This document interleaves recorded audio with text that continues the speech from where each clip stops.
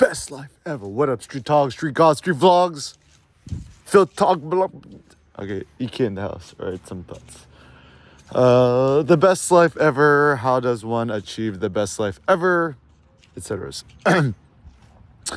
So, first and foremost, sleeping well, a life of maximal physical activity, artistic activities, 100% carnivore diet, strong coffee. Have a kid, at least one kid, at least 2 kids, 3 kids, 4 kids. No, the honest thought is, I think as a man, we all desire to have at least one male heir. So if your first kid is a boy, consider yourself blessed. And then after all that, it's all upside. Then if you have 2 boys, that's cool. A boy and a girl, that's cool too. Even if your first kid's a girl, only girl, or 2 girls, that's totally cool too. I mean, eventually, kid have kids and have a grandson, whatever's. But anyways, I think what matters most is, a life. The best life is the maximal physical life. So taking your kid to the park.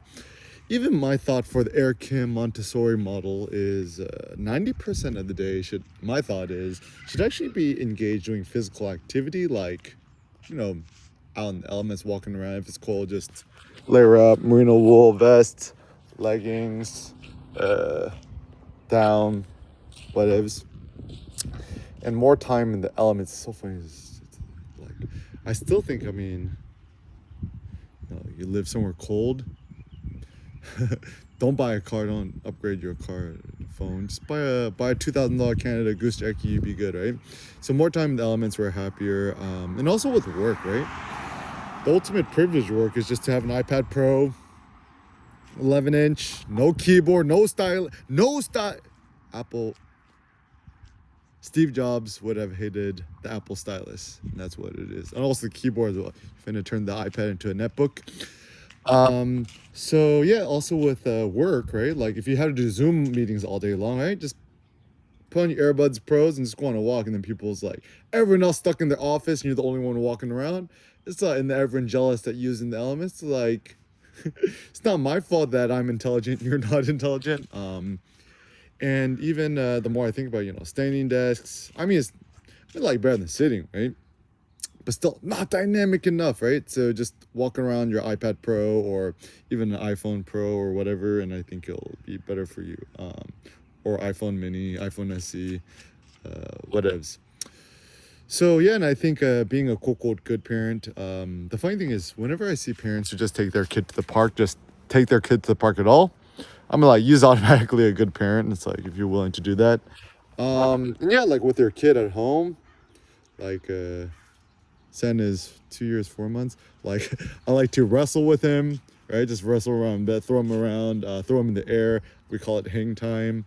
So the best parent is just a physically active one. Don't give your kid the YouTubes. That's like giving your kid crack cocaine. They're like, oh, but I'm so tired. I'm like, yeah, you tired? You still gonna give your kid crack cocaine? Nah. So, just a little bit in moderation. Okay, it's like, you gonna let your kids smoke cigarettes in moderation? Just 1 or 2 cigarettes a day? Half a cigarette every 3 days? Cigarettes only on the weekends? Nah.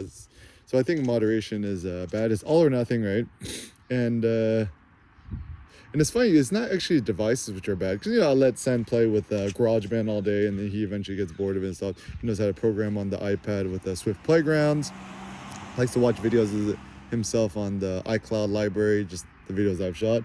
Just don't expose your kid to foreign media. Like, any kid who watches Marvel movies and Spider-Man stuff is like, y'all's just clones, right? Just gotta break out of the simulation. So yeah, and I think ultimately tire yourself out during the day. So go to the gym at least once a day, if you can, twice a day. Double up in classes. That's what Cindy does. Goes to yoga, doubles up on either core power classes or raw yoga. Get your sweat on. Sweat at least once a day. Another pro tip too with fitness. Something I discovered, like I'll do my Atlas lift. I only did 8 plates yesterday, but I only had like 30 minutes, so I kind of rushed my warm up. And like my neck a little bit sore, which is funny because I don't even feel that when I do 10 plates. But typically I take my sweet effing time, go in a hot sauna, vibe out, and then go out, stretch. PVC pipe rollers are actually really good on the neck. All these yoga moves, and essentially don't rush your workout. And if you only have a limited time, still just go, just do a sauna, do a few stretches, maybe pick up some dumbbells and just peace out. Just don't rush yourself. There'll always be tomorrow or the day after or next week or next month, etc. And what is the point of living the best possible life? I think it's to build, to be a builder, not a buyer. I think modern day society has us thinking that money is a tool or a technology to just buy stuff, buying a new car, stuff like that. But I'm just like, man, I'm just so over all of this. Just like, I already got my Tesla Model S, my Tesla Model S Plaid. God, in cocaine white. No, just turn your body into the like. I'm like, is people stupid? It's like you're gonna drop $100,000, $120,000 on a car. Like, are you guys dumb? Like, even if you could go, it's funny. It's not even a matter if you could afford it or not, right? Just like you care that much. Like, I would actually say the most intelligent model is, you want to ease the burden of driving, whatever. Just get a Tesla Model 3 Super Base, and then if you wanted to, just get the Tesla Autopilot. And people's like, oh, it's 15G, so expensive, right? It's like buying a human slave driver for $15,000. Like, I think that's worth it. I mean, if anything could ease the burden. But actually, truth be told, 4 or 5 didn't. 99% of the stress is just the basic autopilot. Just stay in your lane and have an auto thing. So yeah, I think if I'm gonna get next car, it's gonna be a base Model 3, just base everything, kind of Spartan aesthetics.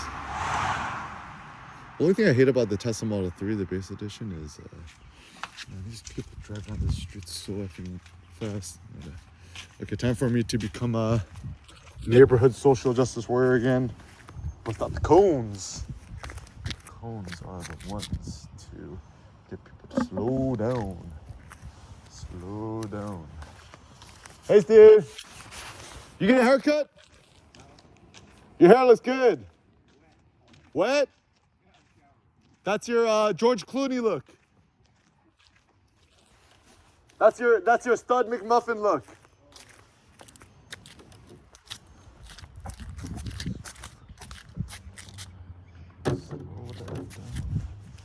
Drive like my little cape.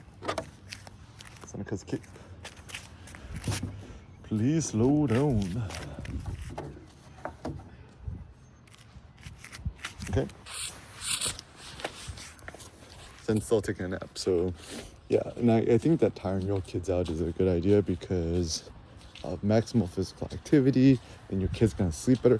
Actually, my thought is, Sen's more or less always slept like a champ. Every evening, he more or less sleeps like 11 to 12 hours straight. His naps, he'll clock in like, on average, 2.5, 3 hours for his naps. Usually nap him like 3 or 4, sometimes 5. It's kind of not super good, but at least his naps are consistent. His sleeps are consistent. And it's funny, it's like for kids, we prioritize their naps so much, but us adults, we don't prioritize our sleeps. Maximize productivity, but productivity for the most part is a slave mentality. Unslave yourself. The real master is the conqueror, the adventurer, the explorer, not the entertainer, not the person who's a slave to entertainment. The difference between entertainment is an adventure is entertainment is use passive and just watching somebody else put their life at the risk, whereas true adventure, you delight in uncertainty and you're dealing with uncertainty, risk, other people are the real adventure.